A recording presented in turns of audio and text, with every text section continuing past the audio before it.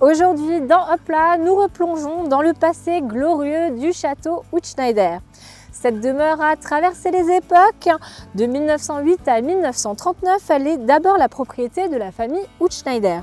De 1939 à 1945, elle subit les affres de la guerre jusqu'à être incendiée en 1945.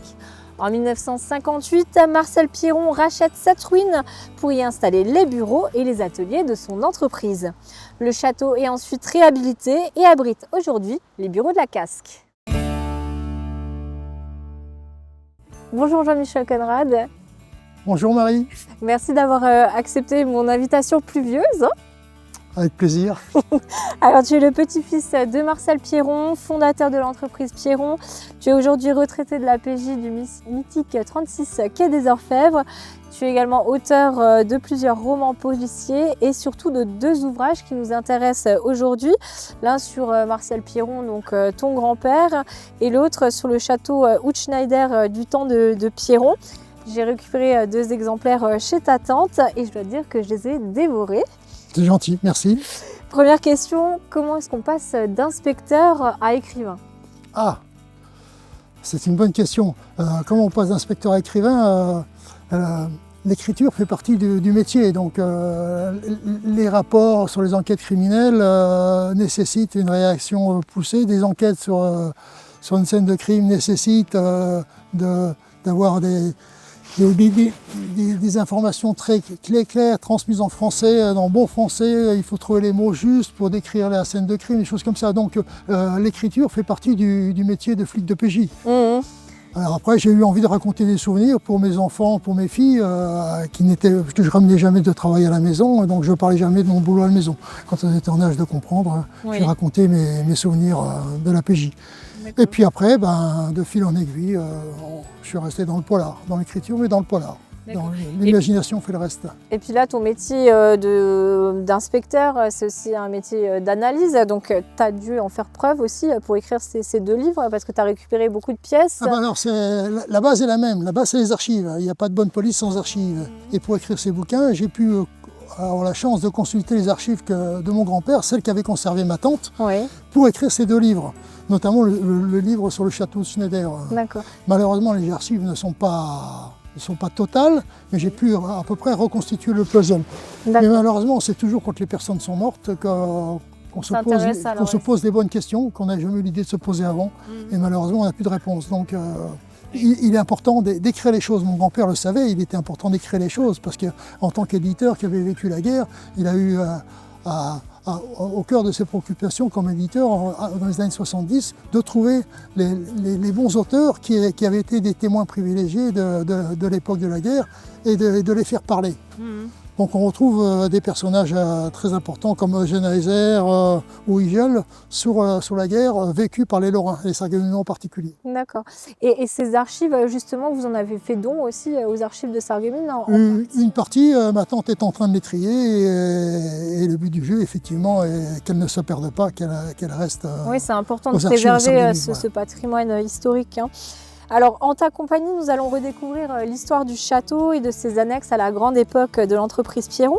Mais avant ça, faisons un petit retour en arrière. Donc, le premier propriétaire, on le sait, c'était la famille Hutschneider, qui occupe les lieux de 1908 à 1939, soit pendant 31 ans.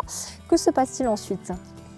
Alors ensuite, personne ne l'a oublié, c'est la guerre, donc les Français, les Allemands, les Américains, qui foutent le feu. Est-ce par connerie, est-ce que c'était un acte criminel? On ne saura jamais, mais bon, l'incendie éclate fin de la guerre, décembre ou janvier 45, décembre 44 ou janvier 45.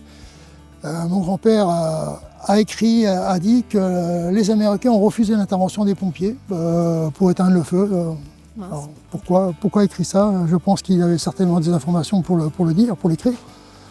En tout cas, donc c'est le château en 1945, il reste en état, donc il n'y a plus de toiture, il n'y a plus de comble, et il reste ainsi pendant 13 longues années, soumis aux outrages du temps. Ouais, donc c'est une véritable ruine que va racheter ton grand-père. Voilà, donc, et si mon grand-père n'avait pas racheté cette ruine en 1958 à la veuve Hutschneider, parce qu'il avait déjà racheté tous les terrains autour auparavant, et le château aurait été à un moment donné définitivement perdu, quoi.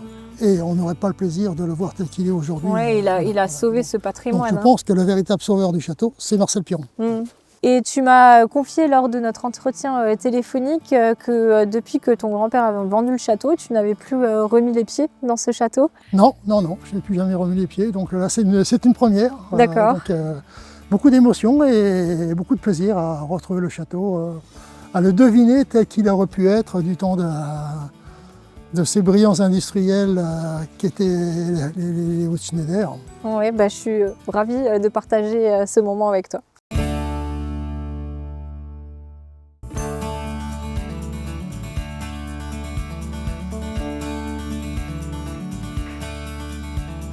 Dans les années 60, tu te promenais dans les couloirs de ce château. Qu'est-ce que ça te fait de revenir aujourd'hui ici ?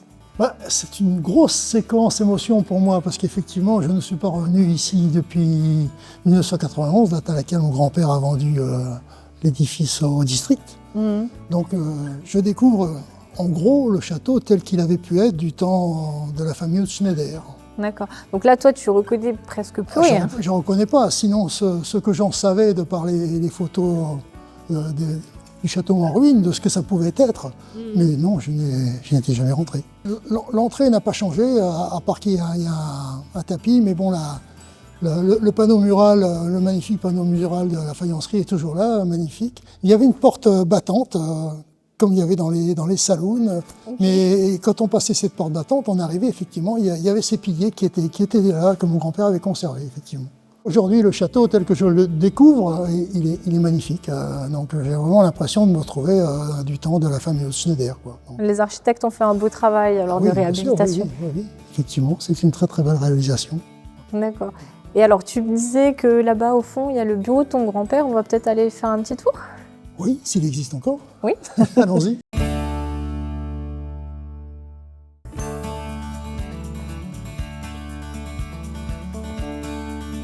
Nous voici dans l'actuelle salle de conseil de la Casque. Donc là-bas au fond, c'était le bureau de ton grand-père, c'est ça ? Oui, si je remets mes souvenirs en place, oui, les fenêtres qu'on voit là, c'était les fenêtres du bureau de mon grand-père. Il avait 25 mètres carrés, séparés par des toilettes.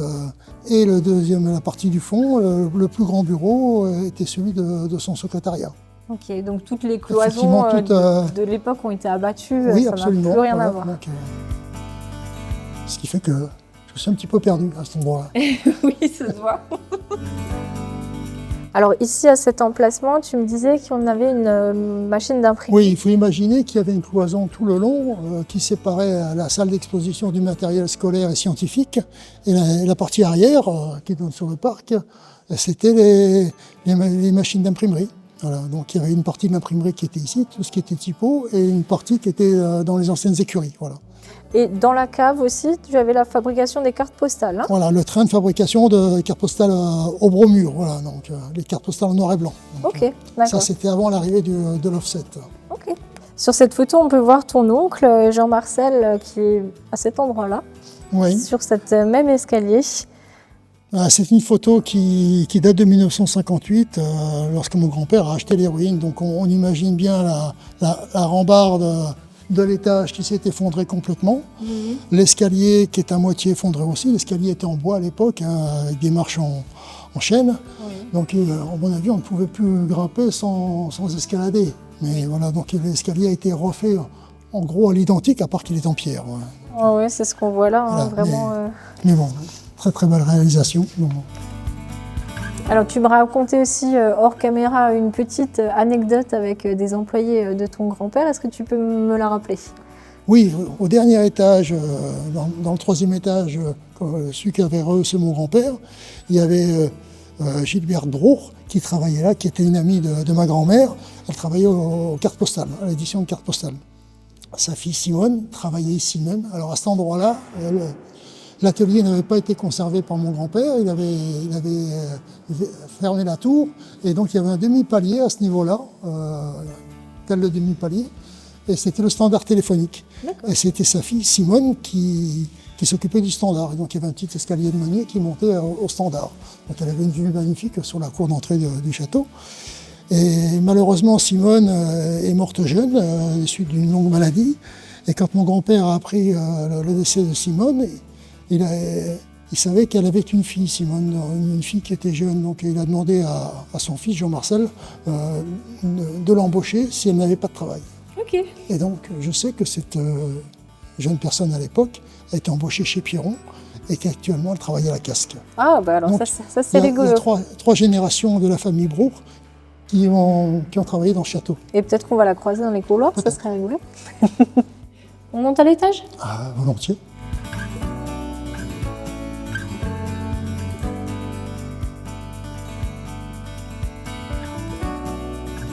Ici encore, au premier étage, tout a changé.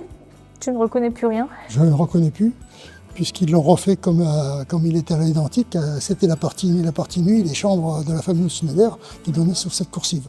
Alors que mon grand-père, pour un souci évident de gain de place, il avait comblé le vide et mis une dalle qui est sur toute la superficie du château. Voilà. Et donc à cet endroit-là, il y avait le service comptabilité au départ. Ok. Et donc encore au-dessus, il y avait un étage qui avait été rehaussé, voilà, qui était couvert par une toiture peu pentue. Et il y avait tout le service des cartes postales, des éditions de cartes postales. D'accord, avec la fameuse Gilberte, hein, ouais, c'est ça. Okay. Et ton frère raconte une anecdote très intéressante sur le système de financement du chauffage du château. Est-ce que tu peux me la raconter? Oui, alors donc mon grand-père, on est pratiquement en 1959, et, le château est pratiquement terminé, la reconstruction est terminée. Il a besoin par contre de financement pour le chauffage central. Il a acheté à l'aveugle deux wagons SNCF qui sont remplis d'animaux empaillés. Une fois que les animaux arrivent ici, ils se rendent compte qu'il y a de tout, beaucoup d'animaux africains, notamment des lions. Et donc il a l'idée de les revendre à des musées. Oui. Et les lions, il a pris l'annuaire du Bas-Rhin, de Moselle, et il a cherché tous les restaurants qui avaient une enseigne au Lion d'Or, au Lion de Saucy, au Lion de Sola. D'accord. Et il a fait un courrier type en leur proposant l'achat d'un lion empaillé qui valoriserait leur établissement. D'accord. Et donc c'est comme ça, en vendant tous ces animaux empaillés, qu'il a pu financer le chauffage central du château. Bah c'est vraiment très ingénieux. Voilà. Alors on va aller dehors et puis on va découvrir où était placé le lion devant la cantine. Le tigre. Ah, le tigre. Le restant. Le seul qui n'avait pas été vendu. Ok, on va aller le voir.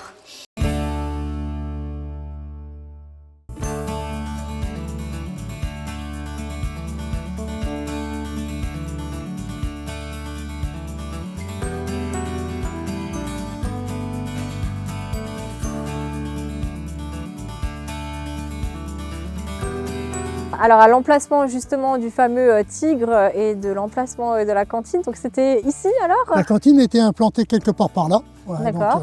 Et puis derrière, il y avait une petite maison qui était celle de mes parents, où j'ai passé les premières années de ma vie. D'accord. Tout ça, il y avait le séquoia, ce fameux séquoia. Alors je reviens juste un tout petit peu sur la cantine. C'était plutôt rare, hein, une cantine à l'époque. Avant même que le château ne soit réhabilité, la cantine existait. C'était un bâtiment d'après-guerre, une dalle en béton et une structure en bois. D'accord. Parce que mon grand-père avait toujours le souci du bien-être de ses employés, de ses ouvriers. Donc la cantine, c'était important. Donc par la suite, elle a été agrandie à une partie en béton et qui faisait 100 mètres carrés. D'accord. Et j'ai souvenir d'enfant. Oui. Dans les années 60, je me rappelle du premier distributeur de boissons froides et de boissons chaudes. Voilà, donc. Et il y avait également, mon grand-père étant à l'origine libraire, imprimeur, il y avait une bibliothèque à la disposition des employés. Voilà. D'accord. Donc là, on est devant le séquoia auquel ton grand-père tenait particulièrement. Oui, qui avait été forcément planté par la famille Schneider, mais mon grand-père avait souhaité, je pense que c'est un accord tacite qu'il avait avec Hubert Roth, à l'époque le patron du district, pour que le séquoia ne soit jamais rasé. Voilà, donc, d'accord, voilà, je pense que c'est une condition. Et il est toujours là. Il est toujours là, il est majestueux, donc voilà. Alors, la maison de donc ton grand-père avait fait construire une maison juste derrière. Oui, en 1952, il a construit sa propre maison derrière. Voilà. Et dans ton livre, tu dis aussi qu'il venait en voiture jusqu'à ce bureau. Il y avait un chemin en gravier en schiste rouge qui menait de la maison à la cour devant. Voilà, donc, avec sa déesse. Avec sa déesse, voilà. Okay. Pourtant, c'était vraiment pas loin. Il aurait pu venir à pied. Hein. C'était un homme pressé, il n'avait pas le temps pour faire du sport. Donc, il avait 1000 choses à faire et donc la marche, il n'avait pas de temps à perdre. Ok, c'est très bien aussi. C'était une autre époque. Hein. Oui, c'est vrai. Bah, maintenant, on se déplace en vélo, par exemple. Oui. Hein comme moi. La preuve, on en voit là. On trouvait également une machine d'imprimerie autour duquel se sont installés 2 boulots. Est-ce que tu peux me préciser l'emplacement? Alors, c'est dommage, cette machine, elle est plus... Cette vieille machine typo, elle était quelque part par là au niveau de la soufflerie qui sort du buisson là. D'accord. Et donc, il l'avait gardée parce que, étant imprimeur, pour lui, c'est une vieille machine qui ne servait plus, donc il l'avait laissée en décoration. Et au fil des années, dans les 34 ans d'existence de Pierron Entreprise ici sur le site du château, eh ben, 2 boulots avaient poussé au travers les parties ferraillées de la machine. Il les avait laissés. Oui. Et donc il avait coutume de dire, à propos de la machine et 2 boulots, cette machine, elle m'a apporté du boulot. Ah. Et donc il a joué sur les mots, les boulots qui ont poussé, et oui, les machines c'était du boulot. D'accord, voilà. Ok. Et puis en conclusion aussi, on peut dire que la nature reprend toujours ses droits. Oui, c'est ce qu'il disait effectivement de l'écrivain Henri Bordeaux qui situait beaucoup de ses romans dans un château, et à la fin donc il disait la nature reprend toujours ses droits. Et il avait compris cette expression-là quand il avait vu le château en ruine pour la première fois. Voilà. Et donc pour conclure avec le bâtiment en lui-même, mon grand-père occupait donc les fenêtres que l'on voit là. C'était un bureau de 25 mètres carrés. Il disait la gentillesse méchante de certains de mes concitoyens m'a attribué le titre de châtelain, ce que je n'étais pas. Il disait les véritables châtelains du château, c'était mes 350 ouvriers. Ouais. Qui occupaient 2475 mètres carrés. Ah bah oui, c'était eux les vrais châtelains. Et il avait raison sur le fond, il avait raison. Là, nous sommes devant les anciennes écuries du temps de Hutschneider. Oui. Quelle était la fonction de ce bâtiment du temps de Pierron? Alors, donc, ces anciennes écuries des chevaux de course de la famille Hutschneider ont été rachetées par mon grand-père, je pense, en 1956, avant même qu'il ne s'intéresse aux ruines du château. Et donc, il y a installé pour partie l'imprimerie, une partie de l'imprimerie. Le détail, parce qu'il y avait de la typo dans le château, et là c'était du plus gros matériel, et ainsi que la fabrication de matériel scolaire et scientifique. Ok, d'accord. De stockage, voilà. Et comme les locaux étaient trop petits, donc il a fait des extensions qui arrivaient quelque part de plusieurs mètres. C'était pas forcément esthétique, mais bon, c'était pas le souci de mon grand-père, l'esthétique. Il avait besoin de. C'était que ce soit pratique. Voilà, donc le château, c'était 2500 mètres carrés. Et donc à la fin, il avait en tout, sur tout le domaine, 5000 mètres carrés, et tout était plein. Et donc c'est pour ça qu'il s'est intéressé dès les débuts des années 70, quand la zone industrielle a été créée. Oui. Il a acheté un terrain de 4 hectares en vue de transférer l'activité plus tard. Voilà. Mais ça, c'est une autre aventure, qui n'est pas celle-là du château. Voilà. Nous nous trouvons maintenant devant le bâtiment qui abrite actuellement notre chaîne de TV locale Mosaïque Cristal. Sur l'une des photos de ton livre, on en aperçoit la toiture d'ailleurs. Ce bâtiment a été construit par ton grand-père, par contre. Quelle était sa vocation à l'origine? Alors, ce bâtiment a été construit en 1962 par mon grand-père. Oui. On l'appelait le bâtiment F1, et c'était la fabrication de matériel scientifique. D'accord. Voilà, donc sur 2 étages, il construisait du matériel scientifique. Voilà. Il avait racheté également les fermes Grafenstein. Oui, à la place de ce parking, il y avait ce qui restait de la ferme Grafenstein. Okay. Parce que dans le temps, Neunkirch, c'était la campagne par rapport à Sarreguemines. Oui. Et donc il y avait une ferme, et donc il restait un bâtiment de la ferme Grafenstein dans lequel il avait mis son atelier de fabrication de mannequins articulés pour les écoles. les écorchés, voilà. C'est pas les fameux squelettes, c'est les coupes. Non, les squelettes, non, ils étaient fabriqués sur un site à part, à la Hermes Kappel, près de Vrisbuck. Alors tu l'as dit juste avant, l'activité de l'entreprise Pierron se développe, le château devient trop exigu. L'entreprise s'installe donc en zone industrielle à Sarreguemines. Le château est vidé en 1983, mais il reste entretenu par ton grand-père tout de même. Oui. Des repas de comité d'entreprise s'y tiennent encore dans le grand hall. Voilà, oui. Et ton grand-père a également conservé 2 pièces à l'étage. Est-ce que tu peux m'en dire plus sur ces pièces? Oui, il avait conservé 2 pièces parce que mon grand-père était passionné c'était un peintre amateur, donc il faisait beaucoup de peinture. Où qu'il aille, il emmenait toujours une toile et des pinceaux. Donc, il avait conservé au château 1 pièce ou 2 pièces. Et une fois l'an, à la réunion de famille, il emmenait toute la famille après le repas. Et certains font des promenades digestives et le grand-père il avait décidé que tout le monde était capable de peindre une toile et de s'essayer la peinture. Donc il y avait des toiles vierges pour tout le monde, des tubes de gouache de peinture à l'huile, tout ce qu'on voulait. Et chacun avait 1 heure pour essayer de faire un petit truc. D'accord. Voilà. Et alors je pense qu'il a un peu transmis cette passion aussi à ta tante Janie, qui aime aussi... Oui, Janie est une artiste, effectivement. Oui. Donc Janie a conservé cette passion de... Et toi, est-ce que tu es un artiste peintre? Non. Juste un écrivain, c'est déjà ça. Ok.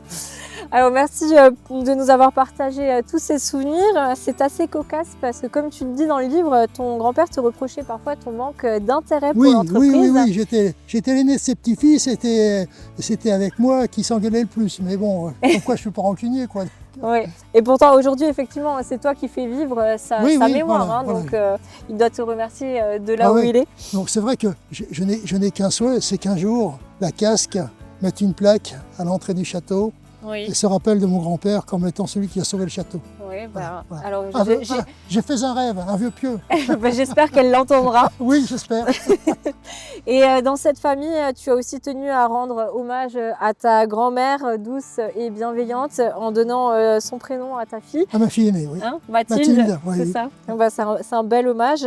Et puis, je veux remercier aussi ta tante pour m'avoir transmis tes coordonnées. Oui, c'est gentil à elle. Ouais. Et puis, toi, je pense, pour l'aide précieuse qu'elle t'a apportée dans l'écriture de ton ouvrage, de tes ouvrages. Ouais. Et puis je te laisse le mot de la fin si tu veux peut-être clôturer. Même si Alors le mot de la fin, je crois que je l'ai dit, il n'y a pas de mot de la fin, on a dit pendant 1 heure tout ce qu'on a pu dire sur le château, sur ce qu'en avait fait mon grand-père, qui a permis de le sauver. Voilà. Donc le mot de la fin, j'en ai pas. Mais bon, on pourrait éventuellement repartir sur une histoire du Major Bennett, peut-être. Au travers de mon grand-père. Peut-être. Qui a aussi sauvé le souvenir de ce libérateur de Sarreguemines. On te reverra donc sur TV de Mosaïque. Eh bien Marie, c'était un plaisir. Ok. À bientôt. Voilà. De mon côté, je vous donne rendez-vous le mois prochain pour de nouvelles aventures. Et hop là!